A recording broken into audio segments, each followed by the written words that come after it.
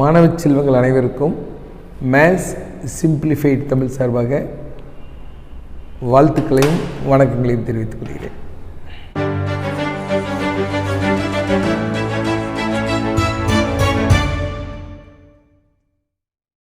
மாணவர்களே, இந்த கொரோனா பெருந்தொற்று காலத்தில் உங்களுடைய பள்ளி படிப்பு எப்படி இருந்ததுங்கிறது உங்களுக்கே தெரியும். இந்த சூழ்நிலையில் நீங்கள் மீண்டு வந்து உங்கள் வாழ்க்கையில் முதல் முறையாக பப்ளிக் எக்ஸாம் எழுத போகிறீங்க. பொதுத் தேர்வு, அரசு பொதுத் தேர்வு.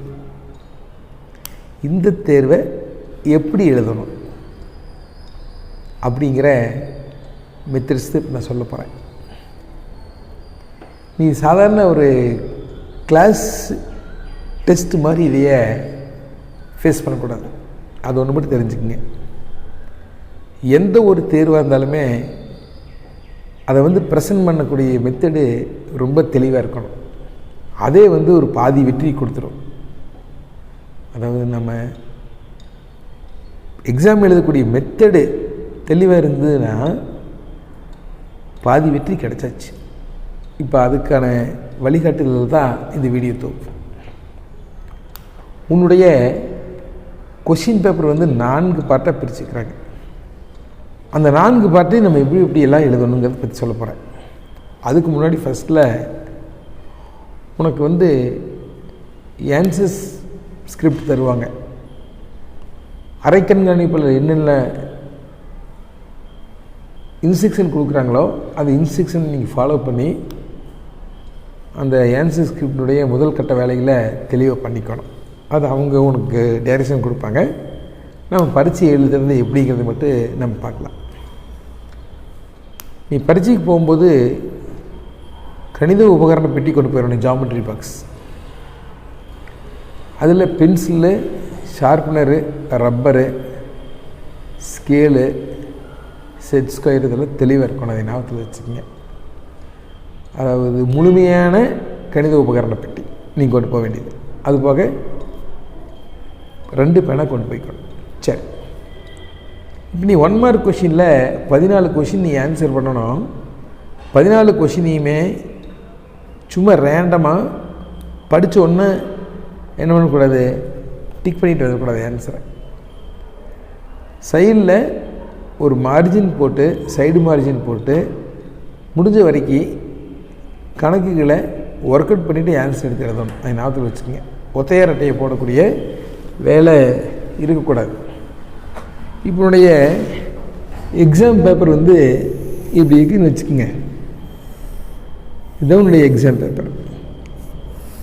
இப்போ நீ 1 மார்க் கொஸ்டின் எழுதுறீங்கன்னா பாருங்க, 1, 2, இங்கே 14, இவ்வளோதான். அந்த பேஜில் இவ்வளோ தான் இருக்கும். 1லேருந்து இங்கே பார்ட்டியேன்னு போட்டு 1, 2 எக்ஸெட்ரா 14 வரைக்கும் இருக்கணும். வேறு எதுவுமே இருக்கக்கூடாது. லைனாக தான் இருக்கணும். அதை ஞாபகத்தில் வச்சுக்கோங்க. இந்த ஒரு கொஷினும் போடும்போது ஒர்க் பண்ணுறதுக்காக இப்படி சைடில் ஒரு கோடு போட்டுக்கணும். இந்த ரஃப் ஒர்க்கும் கூட 1, 2, 3 அப்படின்னு போட்டு ஆர்டராக பண்ணிட்டு வரணும். ரேண்டம் அங்கங்கே எழுதிட்டு வரக்கூடாது. உனக்கு ஏதாவது டவுட் இருந்ததுன்னா பார்க்குறதுக்கு கரெக்டாக தெரியணும். நேரம் ரொம்ப முக்கியம். அதை ஞாபகத்தில் வச்சுக்கோங்க. அப்போ 1 மார்க் கொஷின் 1லேருந்து 14 வரைக்கும் இருக்கணும் ஒரே பேஜில். நீ பண்ணக்கூடிய ரஃப் ஒர்க்கை 1, 2, 3 போட்டு எழுதிட்டு வரணும். சில தடவை பார்த்ததுமே டைரெக்டாக தெரியும், அதை ஆன்சர் பண்ணலாம். அதுக்கான ரஃப் ஒர்க் இங்கே இருக்காது. அது ஞாபகத்தில் வச்சுக்கோங்க. இது 1 மார்க் கொஷின் எழுதிருக்கு. 2 மார்க் கொஷின் ப்ராப்ளம் நம்பர் 15லேருந்து 28 வரைக்கும் இருக்கிறதுல 28 கம்பல்சரி கொஷின். இந்த 2 மார்க் கொஷின் எல்லாமே சின்ன சின்ன ப்ராப்ளம்ஸ், டைரக்ட் ப்ராப்ளம்ஸ். இதில் எங்கெங்கெல்லாம் உன்னால் ஃபார்முலா எழுத முடியுமோ அங்கெங்கெல்லாம் ஃபார்முலா தெளிவாக எழுதணும். ஃபார்முலாங்கிறது ரொம்ப ரொம்ப முக்கியம். அதை ஞாபகத்தில் வச்சுக்கோங்க. நம்முடைய உடலில் எலும்பு மாதிரி அதுதான் பேசிக்கே. அப்போ ஃபார்முலா இம்பார்ட்டன்ட். ஃபார்முலா தெளிவாக எழுதிட்டு அவன் என்னென்ன கொடுத்துருக்கானோ அதெல்லாம் தெளிவாக எடுத்து கிவன் என்னென்ன கொடுத்துருக்கானுங்களோ தெளிவாக எடுத்து எழுதிட்டு அந்த ஃபார்முலாவில் கொண்டு சப்ஸ்டியூட் பண்ணினால உனக்கு என்ன கிடச்சிரு, ஆன்சர் கிடச்சிரு. அதுக்கடுத்தது எந்தெந்த ப்ராப்ளத்துக்கெல்லாம் டயக்ராம் வரைய முடியுமோ அந்த இடத்துலலாம் நீ டயக்ராம் வரையணும். இப்போ ஃபார் எக்ஸாம்பிள் சிலிண்டர் ப்ராப்ளம் கேட்டிருக்காங்க. உருளை சிலிண்டர் ஒன்று வரைங்க சைடில். கோன் கேட்டிருப்பாங்க, கோன் ஒன்று போடுங்க. ஸ்பியர் கேட்டிருப்பாங்க, ஸ்பியர் ஒன்று போடுங்க. ரஃப் டயக்ராமை ரொம்ப தெளிவாக போடுங்க. இங்கே பாருங்கள், சிலிண்டர் கேட்டிருந்தேன்னா அழகாக போடுங்க. சும்மா சிம்பிளாக நீ வரைஞ்சி பார்த்தீங்கன்னா உங்களுக்கு தெளிவாக தெரியும். இங்கே பாருங்கள் எவ்வளோ சிம்பிளாக வரைஞ்சிக்கணும் பாருங்கள். இது சிலிண்டர் அப்படியே கண்ணில் ஒத்திக்கிற மாதிரி இருக்கணும். அதே போல் கோன் ரொம்ப தெளிவாக போடுங்க. கோன் வரையக்கூடிய ரஃப் டயக்ராமு ரியல் டயக்ராம் மாதிரி இருக்கும். இதே ஹெமிஸ்பியர் அரைக்கோளம் பாருங்கள் எவ்வளோ தெளிவாக வரையணும்னு பாருங்கள். அரைக்கோளம் கரெக்டாக நான் வரைகிற இருக்கிற டைரெக்ஷன் வேறு, டைரெக்ஷன் வரைய டைரெக்ஷன் வேறு, கரெக்டாக வரையணும் பாருங்கள். இப்படி ப்ராக்டிஸ் பண்ணணும். இப்போ அரைக்கோளம் வந்து இங்கே சென்டர்லேருந்து இங்கே ஒரு கோட்டு போட்டு ரேடியேஷன் போடுங்க, உனக்கு ஒரு ஐடியா கிடைக்கும். இதை வரைஞ்சிட்டிங்கன்னா இங்கே ஃபார்முலா எழுத முடியும். இப்படி தான் ஒரு கணக்கும். இப்போ ஆங்கிள் பைசெக்டர் கணக்கு. ஒரு ட்ரையாங்கிள் போடுங்க. அப்படி இது ஏ, இது பி, இது சி அப்படிங்க பாருங்க. இப்படி நேராக ஒரு கோடு போட்டு டி ஆகும். ஆங்கிள் பைசெக்டர்னால் இந்த ரெண்டு ஆங்கிள் ஈக்குவல்னு காமிங்க. இதெல்லாம் இந்த பேசிக் கான்செப்ட். இதெல்லாம் போட்டிங்கன்னா பாதி கணக்கு நமக்கு வந்தாச்சு. ஆங்கிள் பைசெக்டர் இதில் ரேஷியோ என்ன? BD by DC is equal to AB by ஏசியாக இருக்கும். அது மட்டும் தெரிஞ்சுக்கங்க. இதே பேசிக் ப்ரொபோர்ஷனாலிட்டி தியரம்னா இங்கே பாருங்கள், இது ஒரு முக்கோணம், இது ஏ, இது பி, இது சி.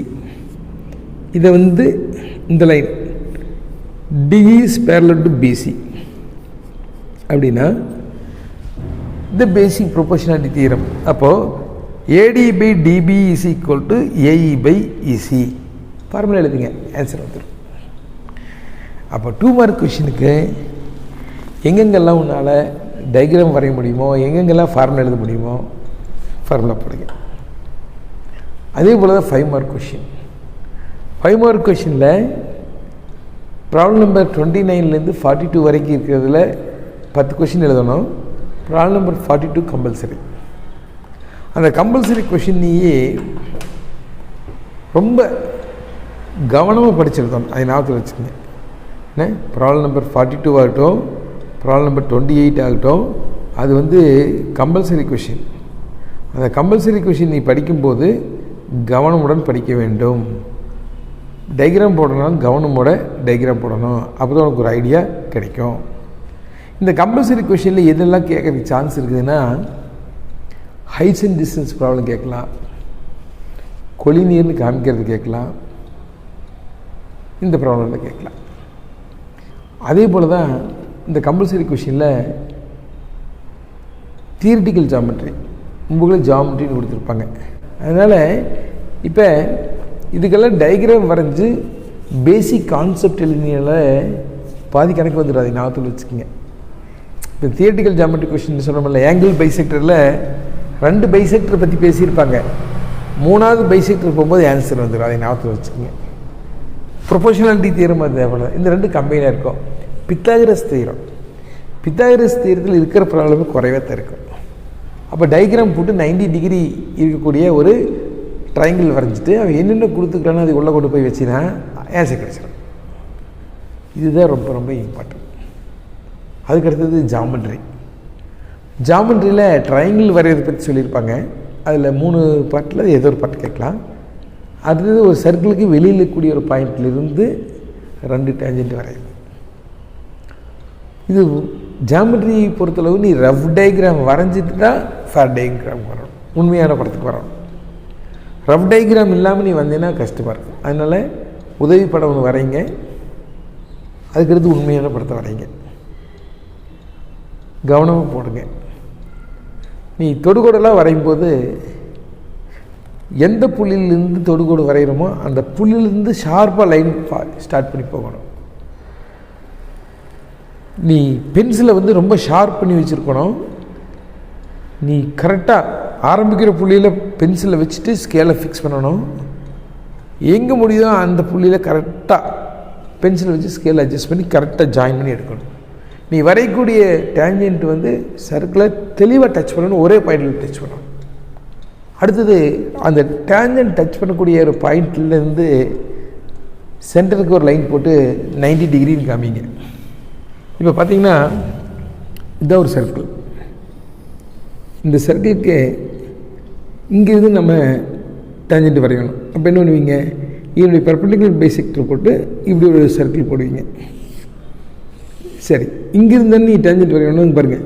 இந்த 2 பாயிண்ட் இப்படி ஜாயின் பண்ணிப்பீங்க பாருங்க. இந்த சென்டர்லேருந்து இந்த லைனை ஜாயின் பண்ணணும். இந்த ரேடியஸ் ஜாயின் பண்ணி இங்கே எத்தனை டிகிரி சொல்லணும், 90 டிகிரி சொல்லணும். அப்போது சென்ட்ரல்லேருந்து பாயிண்ட் ஆஃப் கான்டாக்ட் வரைக்கூடிய ரேடியஸுமே இந்த டேஞ்சன்ட் எத்தனை டிகிரி இருக்கும், 90 டிகிரி இருக்கும். அதை நீங்கள் மென்ஷன் பண்ணி காமிங்க. அடுத்தது கிராஃபு. கிராஃபு பொறுத்தளவு புக்கில் பெரபலா மட்டும்தான் இருக்குது, அதை ஞாபகத்தில் வச்சுக்கோங்க. ஒன்று தனியாக பெரபலாவுடைய சொல்யூஷன் கண்டுபிடிக்கிறது. பெரபலா வரைகிறது ஒரு டைப்பு, ஒரு ஈக்குவேஷன் கொடுத்துட்டு பெரபலாவை யூஸ் பண்ணி சொல்யூஷன் கண்டுபிடிக்கிறது ஒரு டைப்பு. அது எக்ஸாக்ஸ் எந்த இடத்துல கட் பண்ணுதோ அதுதான் அந்த பெரபலாவுடைய சொல்யூஷனாக இருக்கும், அது ஒரு டைப்பு. ரெண்டாவது, ஒரு டைப்பான பெரபலா வரைஞ்சி அடுத்த டைப்பான பெரபலாவுடைய சொல்யூஷன் கண்டுபிடிக்கிறது. எல்லாத்துக்குமே பேசிக் ஒரு பெரபலா வரைகிறது தான். ஒய் இஸ் ஈக்குவல் டு ஒரு quadratic form, x square x number. அதுக்கு டேபிள் தெளிவாக போடணும். எக்ஸுடைய வேல்யூ புக்கு பொறுத்தளவு ஆல்வேஸ் -4லேருந்து +4 வரைக்கும் போட்டுக்குங்க. அப்புறம் எக்ஸ் ஸ்கொயர் தனியாக கண்டுபிடிங்க. +2x இருந்தால் +2x, -2x இருந்தால் -2x, -3x என்ன கொடுத்துருக்கானோ அது. கான்ஸ்டன்ட்னா எல்லாத்துக்கும் தனியாக ஒரு கான்ஸ்டன்ட் போட்டு 3 ஆட் பண்ணி எழுதுனா ஒய் கிடைக்கும். ஸ்கேல் மேக்ஸிமம் ஸ்கேல் எழுதணும், அதை ஞாபகத்தில் வச்சுக்கோங்க. கிராஃப்னால ஸ்கேல் ரொம்ப இம்பார்ட்டன்ட். எக்ஸ் ஆக்ஸில் என்ன ஸ்கேல் எடுத்துக்கிற, ஒய் ஆக்ஸில் என்ன. X axis 1 centimetre equal to always 1 centimetre எடுத்துக்குவீங்க. இதே ஒய் ஆக்சிஸில் 1 சென்டிமீட்டர் இஸ் ஈக்குவல் டு எப்பவுமே 2 யூனிட்னு எடுத்துட்டீங்கன்னா புக்கில் இருக்கக்கூடிய ப்ராப்ளத்தை பொறுத்தளவு 99% கவர் ஆகிக்க எல்லாமே. 1 யூனிட் எடுக்காதீங்க ஒய் ஆக்சிஸ்க்கு. ஒய் ஆக்சிஸில் 2 யூனிட் எடுங்க. பார்க்குறதுக்கு டயக்ராம் அழகாக இருக்கும், ஈஸியாக இருக்கும். இதில் உங்களுக்கு ஒரே ஒரு பாயிண்ட் மட்டும்தான் இந்த இடத்துல சொல்லணும். கிராஃப் வரையும் போது எப்படி நீ வரையணும், பாயிண்ட்டை பிளாட் பண்ணிவிட்டு எப்படி வரையணும். இப்போ பார்த்தீங்கன்னா பாயிண்ட் எல்லாம் பிளாட் பண்ணி முடிச்சிருப்பீங்க பாருங்க. இது எக்ஸ் ஆக்சிஸ், இது ஒய் ஆக்சிஸ், ரெண்டு கட் பண்ணக்கூடிய இடம் என்ன, ஆரிஜின். அப்போ கிராஃப் வரையும் போது இந்த இடத்துல 0,0 போடணும். அடுத்தது இங்கே பாருங்கள், இங்கே ஒரு ஏரோ போட்டுட்டு இது எக்ஸு, இது எக்ஸ் டேஸ் கண்டிப்பாக போடணும். அதே போல் இங்கே ஒய்ஏ, இங்கே என்ன ஒய் டேஷ் உறுதியாக போடணும். ஸ்கேலில் வச்சுட்டு என்ன யூனிட்டோ அந்த யூனிட் அது மாதிரி இங்கே அளவு குறிக்கணும். 1 யூனிட் தான். அப்போ இங்கே என்ன ஆகும், 1 2 3, இந்த இடத்துல என்ன ஆகும், -1 -2 -3. இங்கே 2 யூனிட் எடுத்தீங்கன்னா 2 4 6 8 போயிட்டு இருக்கும், -2 -4 எக்ஸெட்ரா. சரி, இதெல்லாம் வரைஞ்சிட்டேன். இப்போ பாயிண்ட்டுங்களாம் பிளாட் பண்ணி வச்சுக்கிறேன். சும்மா ரெஃபர் 4-5 பாயிண்ட் போட்டு பார்க்குறேன். இப்போ இங்கே ஒரு பாயிண்ட்டு, அதே போல் இங்கே ஒரு பாயிண்ட்டு, இங்கே ஒரு பாயிண்ட்டு, இதே இங்கே இந்த இடத்துல வருது. அதுக்கு அடுத்தது இதே பாயிண்ட்டு என்ன இங்கே வந்துடுச்சு, ஏதோ இங்கே போயிட்டு இருக்குது. இந்த பாயிண்டில் எப்படி ஜாயின் பண்ணுவீங்க? இந்த பாயிண்ட் ஜாயின் பண்ணுறது ஒன்றும் இல்லை, உன்னுடைய கிராஃப் ஷீட்டை பாருங்கள், இப்படி வச்சுக்கோங்க. உன்னுடைய கையினுடைய டைரக்ஷன் இப்படி மேலே, இந்த நீ வரையக்கூடியது கைவிட்டு வெளியில் இருக்கணும். ஞாபகத்தில் வச்ச கிராஃபில் இங்கேருந்து இப்படி வாங்க, ஏன்னா இங்கேருந்து இப்படி இந்த கடைசி பாயிண்ட் வரைக்கும் வாங்க.